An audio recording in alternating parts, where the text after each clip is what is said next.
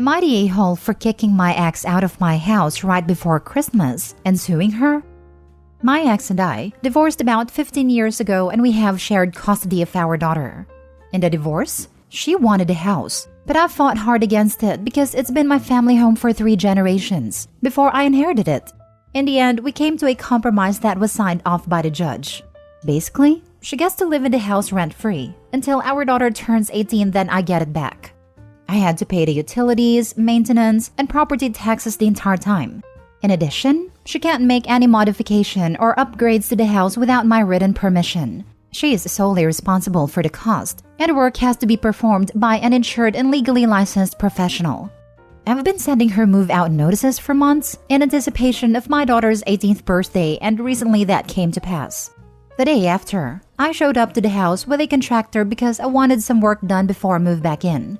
At first, she refused to let me in until I reminded her that I'm the legal owner of the house. According to our divorce agreement signed by the judge, she's no longer allowed to be there, and I'll call the police if she doesn't let me in. She got a point and opened the door. I was surprised nothing was packed, and it didn't seem like she's moving at all. We were arguing as I walked through and inspected my house. She wanted extra time, and I told her to be out by the end of the week, or I'll have her stuff thrown out. When I walked into the living room, I was shocked into silence. The living room was expanded by a wall being torn down and having the bedroom that was once there merged into it. She turned my 4-bedroom house into a 3-bedroom one. I know I didn't sign off on this, and from the looks of it, the work was probably done by her boyfriend and not a professional. I yelled at her and told her I'm going to sue her for everything she has. Then I left. She went crying to our daughter and my family. Now everyone is telling me to give her another month to find a place and not sue her. My daughter is firmly on her mother's side and thinks I'm the a-hole for kicking her mother out a couple of weeks before Christmas and suing her. This is why I'm here. I think I'm right, and legally I am right, but my daughter's opinion of me matters to me. Am I the a-hole? Added to answer common questions. My daughter is a freshman in college, and I rent her an apartment near campus where she lives by herself. She has a room in my house, and I assume will have a room wherever her mother lives. 2, my ex fought for the house and had a chance of winning, even though we had shared custody because I make much more than her. I offered her to compromise, and she took it because her attorney told her it was a good deal, and there's an equal chance I could win, which would leave her without a house. 3, my relationship with my daughter is good. She didn't tell me about the renovation, because early on I told her I don't want to talk or hear anything about her mother, unless it's something that's affecting our daughter negatively. My ex was dead to me, and I wanted to spend time with my daughter building new memories. Now for the top comments. Not the a-hole. The rules for this arrangement could not be more clear. Let's not even talk about the removal of a wall. It can actually cause structural problems.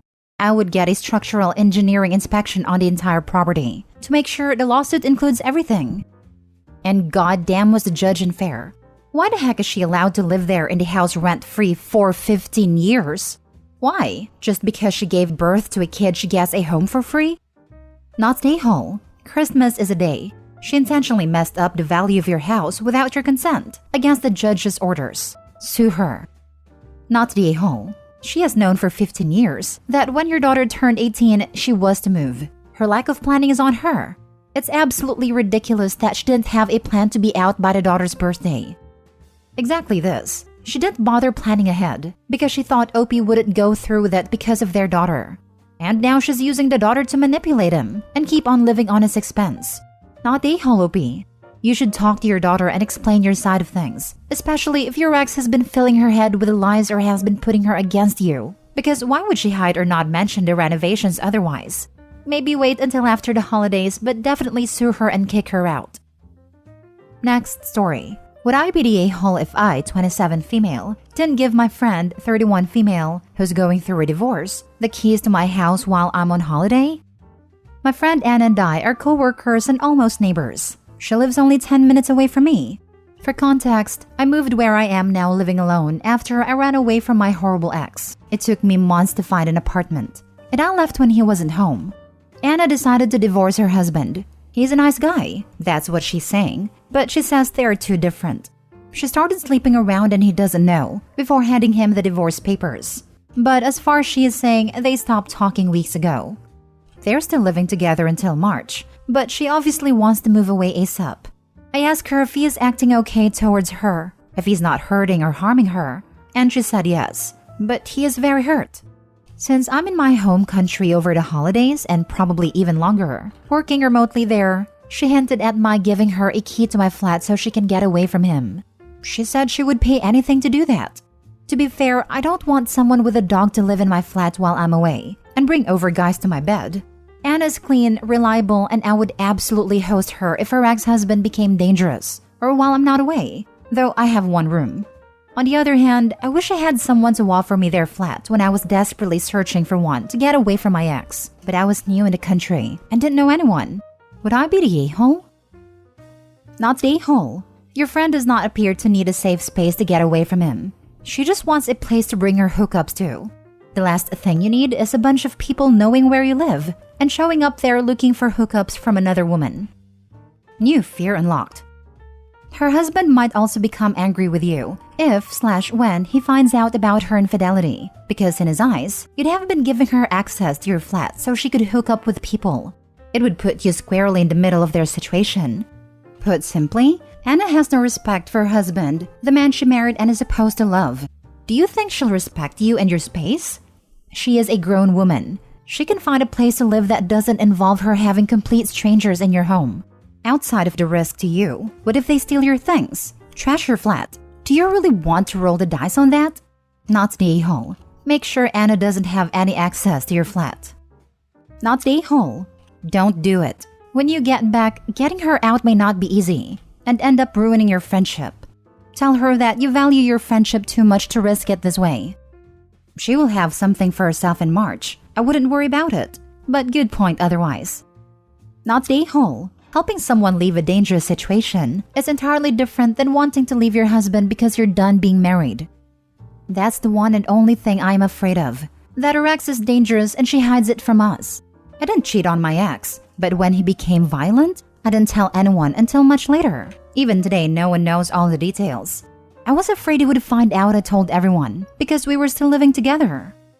Not your issue. The best case scenario is that you come home to a pad smelling of sex. The worst case scenario is she will stay there until March and force you to evict her. Next story. Am I the a-hole for asking my cousin for the wedding gift back after she said I wasn't welcome at the reception? Plus mini update. My 20 female cousin Isabel, 26 female, is getting married in January. I chose a set of Royal Albert plates from the gift registry, and they've already been delivered. The invitation said the ceremony would be first, followed immediately by meals, and guests would start making their way to the reception hall. Invitation also said to be prepared for a night of drinking and dancing at a reception. Then, a couple of days ago, Isabel called me. We made some small talk. She then said she wanted to call just to confirm I knew the reception was more for partying, and it isn't really suitable for me considering I'm not even 21. I said I'm fine drinking water and soda, but she replied the capacity for the reception hall is smaller, so they're not including younger guests. Mind you, this is a child-free wedding, so there aren't really any younger guests, and I get not wanting to have kids around for the reception. Isabel said I'm invited to the ceremony and dinner. I was confused and told her this is really weird. The invitation said ceremony and reception.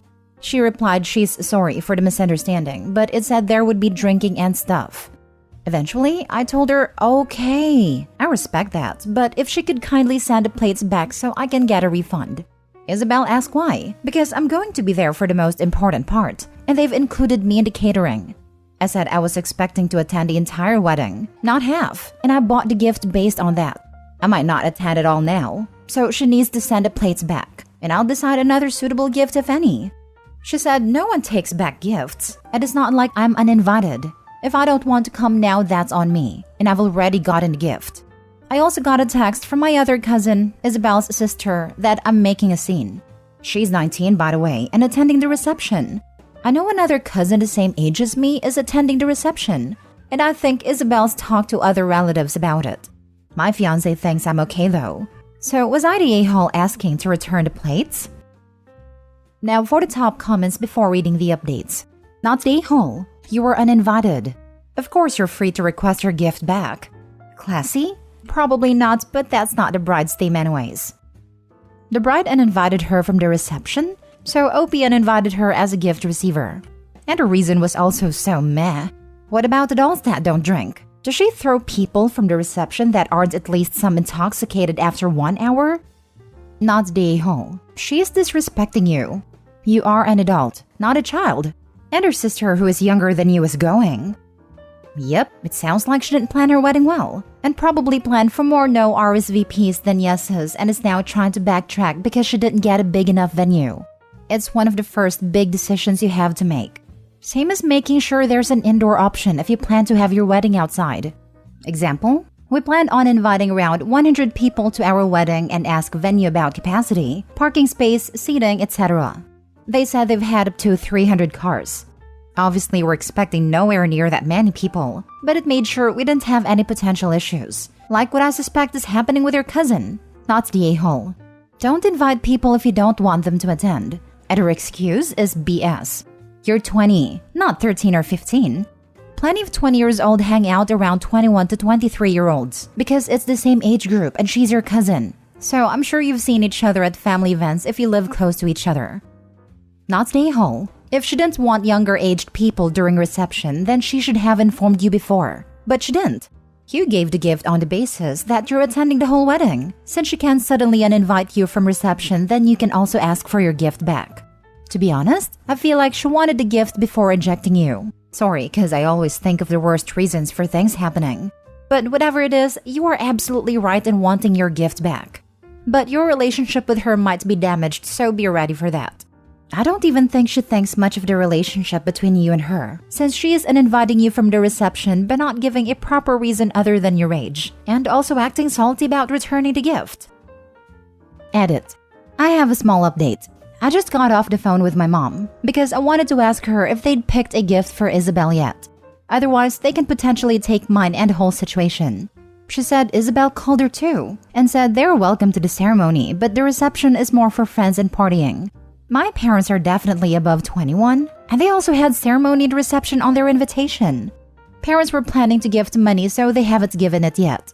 They think it was really rude of Isabel to invite then uninvite, and they might not attend the ceremony but not sure.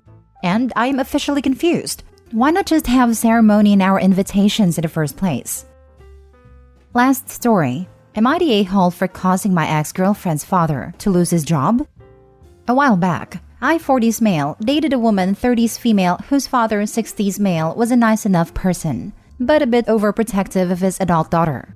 After about a month of dating, and without any reason to do so, he ran a full background check on me, including a credit check, without my knowledge or permission.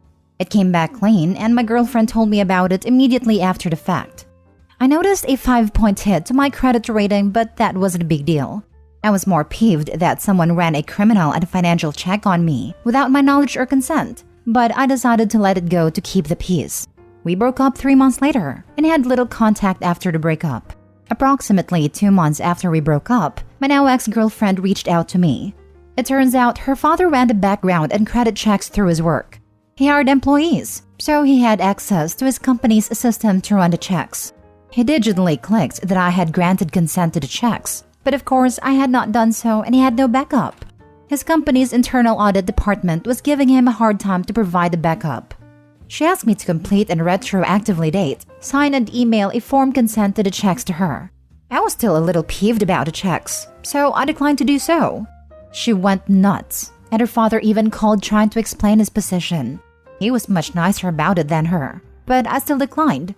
Ultimately, the internal auditor for my ex's father's company called to follow up and determine what happened, and I told the auditor the entire true story. And my ex's father lost his job.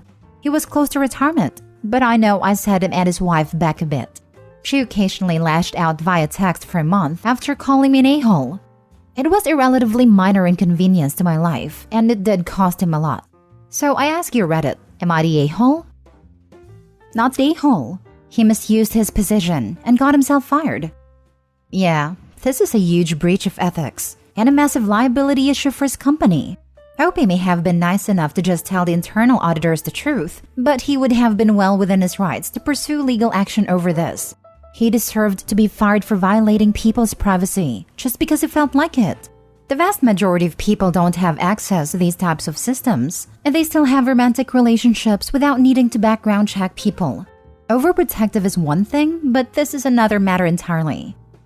OP, if you're feeling guilty over this, think about the fact that if he hadn't gotten caught, he probably would have kept doing the same thing to other people. Maybe his daughter's next boyfriend, maybe a new neighbor, maybe a stranger who he just doesn't like. Some of them might have been negatively affected by the credit score hit. Others might have something in their background that he could use to blackmail them or destroy their lives. You are absolutely not the a-hole. Also, now that her father has been fired, he can be a cautionary tale for his former coworkers who might be considering doing the same thing. Whereas if he got away with it, he'd be an example of being able to get away with it, which would only encourage coworkers to do the same thing. I've been at my job for 19 years. Despite having been there for such a long time, I am 100% aware of what things are ground for immediate dismissal, and I don't do those things. In fact, we take yearly training on things like protect people's personal identifying information. There's no way that Dad didn't know. He got himself fired for looking up someone's PII without their consent. There was even a checkbox he had to check that said he was doing it with consent. He did it to himself. Why he thought it was worth risking his retirement over? Well, now he'll have plenty of time to think about that. For crying out loud, criminal records are public. If he was concerned about that, he could have paid $20 to look those up online, on his personal machine, and not gotten in any trouble at all. Dad lost his job in retirement because he couldn't spend $20 of his own money on something that wasn't his damn business anyway. OP is the victim, not the dad. Dad fooled around and found out, not the a-hole.